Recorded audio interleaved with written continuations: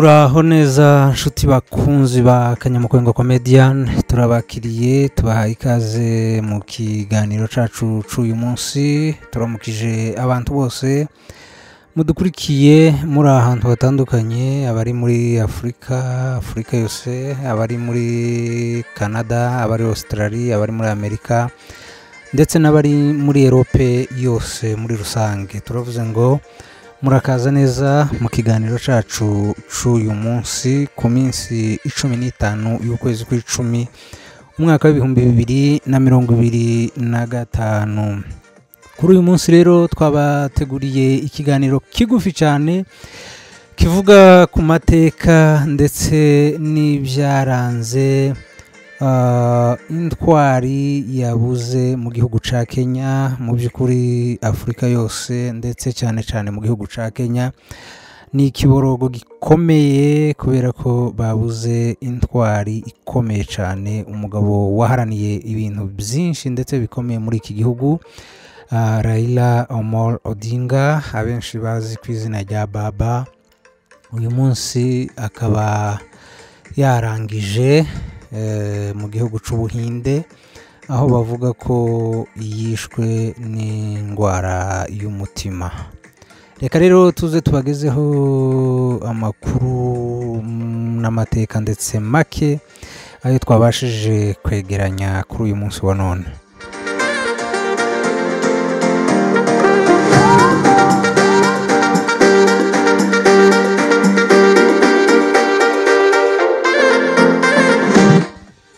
Uyu munsi isi yose irarira, ariko by'umwihariko igihugu ca Kenya cyahombye umugabo w'intwari, umunyapolitike w'inararibonye n'umurwanashaka w'ukuri, Raila Amolo Odinga.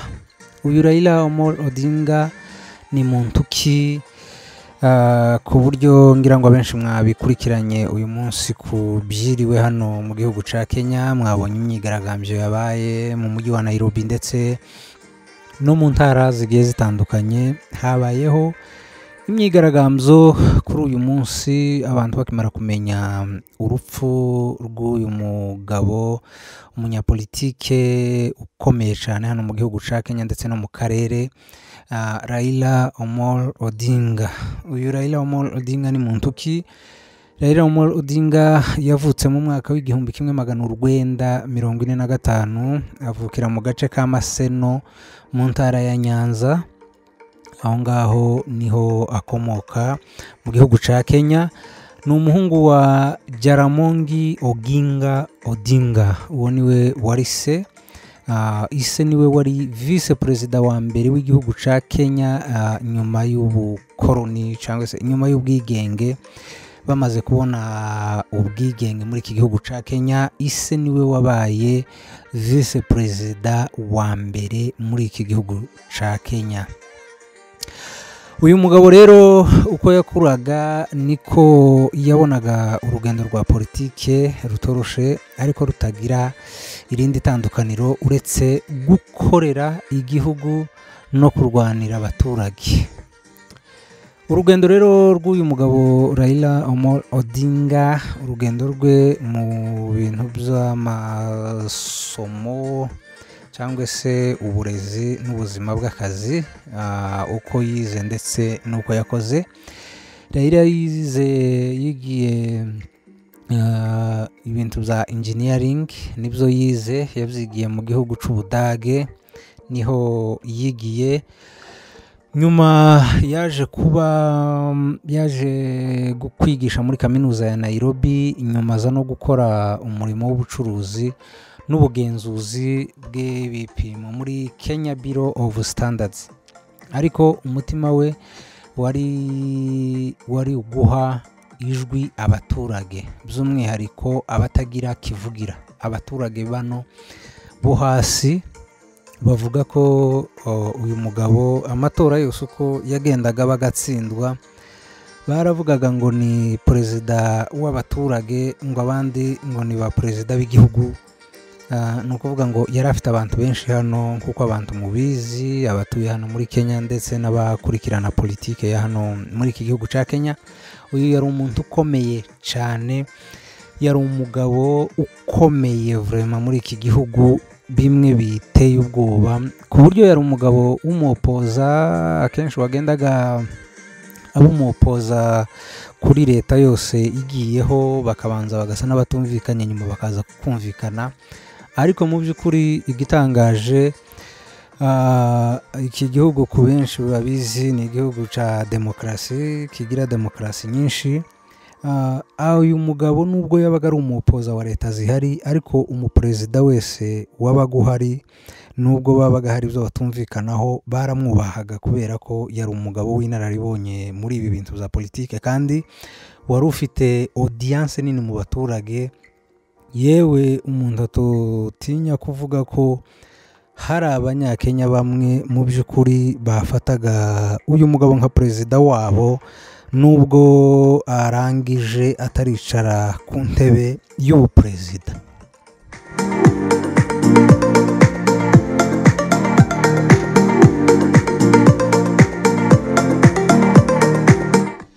Uyu mugabo Raila Amolo Odinga, urugendo rwe rwa politike n'imihangayiko. Raila yinjiye muri politike mu gihe cy'ubutegetsi bwa KANU.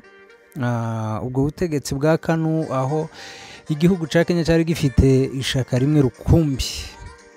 Mu mwaka w'igihumbi kimwe magana urwenda mirongo urunani na kabiri, yashinjwe kuba mu bari bashigikiye igitero cya gisirikare cyashakaga guhirika ubutegetsi.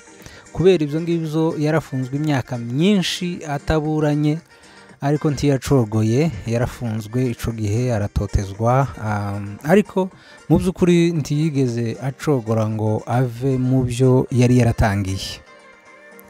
Ni ukuvuga ngo iyo mihangayiko yose yanyuzemwo, iryo fungwa, iryo totezwa, niyo yamugize umunyapolitike w'ukuri, wizeye demokarasi yabo. Donc yarizeye demokarasi nyayo, kandi yavugaga ko atinya Imana n'amateka gusa, nabwo amateka mabi. Yatinyaga Imana no kugira amateka mabi. Mu mwaka w'igihumbi kimwe magana urwenda mirongo icenda na kabiri, yatorewe kuba depite w'intara ya Langata, aho ngaho ni i Nairobi. Ku bantu batuye Nairobi, Langata bazi iyo ntara, aho yatangiye kubaka izina rye ku ijwi ry'abatagirijwe. Ijwi ry'abatagirijwe rero hano ni ukuvuga ngo ni ijwi rya rubanda rugufi rudafite kivugira. Yabayeho ministre, yaje kubaho ministre, agaragaza ubuhanga n'ubwitange mu gutanga ibisubizo bifatika mu kazi kiwe yakoraga. Aho ngaho rero, kuva muri izo ntambara zose za politike kugera ku mwanya w'icubahiro, ni ukuvuga ngo uyu mugabo muri iyo myaka yose ya za mirongo icenda, igihumbi kimwe magana urwenda na za mirongo gutyo, yari ari mu mihangayiko, niko twovuga. Yari akihaye arwana n'ibi bintu nyine bya politike, akibirimo ariko bikimugoye. Mu mwaka w'ibihumbi 2007, Raila yashatse kuba perezida w'iki gihugu cya Kenya, ariko amatora y'ico gihe yateje amakimbirane akomeye cyane n'icuraburindi ry'ubwicanyi. Ku bantu bazi ayo mateka, ni amateka azwi hano n'abanyakenya baza baje kuvuga iyo bageze mu mwaka wa 2007. Barawutinya cyane kubera ko bawuboneyemo ibintu byinshi bibi cyane. Ico gihe hano habaye amatora, bavuga ko uyu mugabo yari ashatse kuba perezida, amajwi ntibamushiraho, nyine bashiraho abandi. Muri uyu mwaka wa 2007, aho uyu mugabo Raila Amolo Odinga yari agiye kubaho umukuru w'iki gihugu cya Kenya, kuba perezida, uwari uyoboye ico gihe byaje kurangira Mwai Kibaki ariwe wegukanye ubutegetsi. Biteza akavuyo kenshi cyane, kenshi hano hapfa abantu benshi batagira umubari, hapfuye abantu. Ico gihe habayeho ubwicanyi bukomeye, ibi bintu by'amoko, abantu baricana muri iki gihugu cya Kenya. nyuma y'ibiganiro n'ubufasha mpuzamahanga Kenya yemeye ubutegetsi bwo gusaranganya ububasha, donc bakoze uburyo basaranganya nyine ububasha. Uyu mugabo nawe bakareba ukuntu bamurebera, sinzi amenya nimba ariho havuye biriya bazavuga ngo ni nusu mukate, sinzi mbimenya, hari terme bakunda gukoresha hano muri Kenya, sinzi amenya ko wenda ari aho ngaho yahereye. Ariko icyo gihe urumva ko byabaye ibintu bikomeye cyane, kugezaho amahanga nayo yahagurutse nyine bibafashamwo, bemezanya yuko bagiye gukora ubutegetsi bwo gusaranganya, bose bagasaranganya. Icyo gihe Raila Odinga yagizwe minisitiri w'intebe, prime minister, kuva mu mwaka w'ibihumbi 2008 kugeza mu mwaka w'ibihumbi 2013. Icyo gihe bamaze kwemezanya ubwo butegetsi bwo gusaranganya muri 2007. Hashize umwaka umwe gusa 2008, uyu mugabo urumva iyi minsi yindi yari isigaye yose bari ko baganira, baza kwemeza ubwo butegetsi bwo gusaranganya. Muri 2008 rero nibwo baje kugira uyu mugabo prime minister w'iki gihugu ca Kenya, ayobora kuva 2008 kugeza 2013. Icyo gihe yafashije kuzana amahoro, guhuza abaturage no gushira imbere iyubahirizwa ry'amasezerano y'ubwiyunge n'amahoro muri iki gihugu, kuko murumva nyuma y'ibyo bintu byose byari bimaze kuba, nyuma y'ayo macakubiri y'amoko yari amaze kwinjira muri iki gihugu kubera impamvu z'uko uyu mugabo yari agiye kuba perezida ariko ntibyakunda. Hano yari afite, hano muri Kenya haba amoko menshi kandi nawe mu bwoko bwiwe yakomokagamo n'abantu benshi muri iki gihugu. Murumva ko byari byamaze gusakuza, bisa nkaho ubwo bwicanyi nyine bwabaye ubw'amoko bwo kwicana n'ibindi. Ariko akimara kuba prime minister, ikintu yakoze nyine murumva ko yafashije abantu kuzana amahoro, yafashije leta bazana amahoro, bazana ubwiyunge mu baturage, ibintu bigenda neza. Numwe mu bafashije kuzana itegeko nshinga risha rya 2010 rya Kenya, ryazanye ubwiyunge, imiyoborere igabanyije, donc imiyoborere kuvuga ngo uburenganzira bwa buri umuturage wese akagira ubuyobozi. Niba novuga ngo nukwegereza abaturage ubuyobozi. Uyu mugabo rero ko murumva ko yari umuntu ukomeye mu by'ukuri muri iki gihugu ca Kenya, ntabwo yari yoroshe. Mwumve ko muri iki gihugu hacitse igikuba giteye ubwoba. Uyu munsi hiriwe imyigaragambyo, biriwe bigaragambya, bamwe abanyakenya murabizi ko barigaragambya ngo nibababwire iby'urupfu rwe uko bimeze. Mana yake bivuze ko bamwe bataremera yuko yanapfuye, kandi ni ibintu byabaye official na perezida w'iki gihugu Ruto yabitangaje, yavuze ko bemeje yuko uyu musaza yarangije uyu munsi. Imyaka y'amatora nihangana uyu mugabo yagize, Rahira I'm sorry kuba umuntu aseka kandi hari abo bibabaje, ariko twese biratubabaje nk'abanyafurika kubura umugabo nk'uyu nguyu wari umaze kuba igihangange mu bya politike. Raila Odinga yahatanye kuba perezida inshuro 5 zose abiharanira, ariko ntiyagiriwe amahirwe yo kuba yo kwicara ku ntebe y'umukuru w'igihugu muri iki gihugu ca Kenya. Ni ukuvuga kuva mu mwaka w'1997 yahataniye kuba perezida biranga, muri 2007 arabihatanira biranga, muri 2013 arabigerageza biranga, muri 2017 arabigerageza biranga, no muri 2022 nabwo yarabigerageje biranga. Murumva ko ni imyaka ni manda 5 zose zo muri iki gihugu yagerageje ashaka kuba perezida w'iki gihugu, ariko mu by'ukuri ntiyigeze agirirwa amahirwe yo kuba yoyobora iki gihugu ca Kenya. Nubwo atigeze yicara ku ntebe y'umukuru w'igihugu, yashoboye kuba umuyobozi w'abaturage benshi cyane hano muri iki gihugu ca Kenya.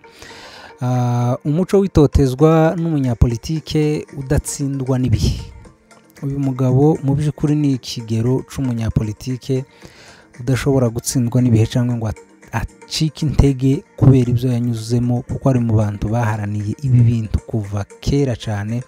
Murumva umuntu uhatana manda 5 zose agenda abura umwanya, kandi mu by'ukuri agira audience nini muri iki gihugu ca Kenya cyane. Abantu benshi bamukurikira banamukunda rwose. Yari nka perezida n'ubundi w'abaturage, niko novuga, kuko abaturage bamukundaga ku rwego rudasanzwe. Ariko yagerageje izo nshuro zose 5, izo manda 5 zose agerageza ko yobona uwo mwanya wo kuyobora iki gihugu ca Kenya, ariko ntibizabashije kumuhira. Mu by'ukuri uyu mugabo umurage n'isomo yabasigiye abantu Raila Odinga ni ukuvuga ngo ni ukwihangana mu rugendo rwa demokarasi. Bisaba kwihangana, gushira imbere amahoro n'ubwiyunge, kudatinya kuvuga ukuri n'ubutabera, kwerekana ko ubumwe buruta imbaraga z'amashaka. Raila Odinga rero turamwifuriza iruhuko ridashira nkuko nari nabibabwiye. Rero mu by'ukuri nkuko twari tubivuze, abantu mwese mumaze kugira inshuti muri iki gihugu, mumaze kugiramwo inshuti z'abanyagihugu, ku buryo nje uno munsi nabibwiwe n'inshuti zanje z'abanyakenya barampamagara barambwira ati umusaza yarangije, yitabye Imana, cyangwa se yarangije urugendo rwiwe rwo muri iyi si. Birababaza cyane mu by'ukuri, abanyakenya bababaye.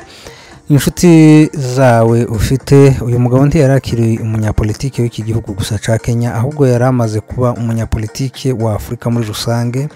Yari umunyapolitike cyane w'akarere ka East Africa. Rero ku nshuti zacu z'abanyakenya mu by'ukuri ni ukubaha pole cyane, kubabwira ngo bihangane, kuko uyu mugabo yari umuntu ukomeye cyane, yari umuntu utoroshe mu banyagihugu b'iki gihugu ca Kenya.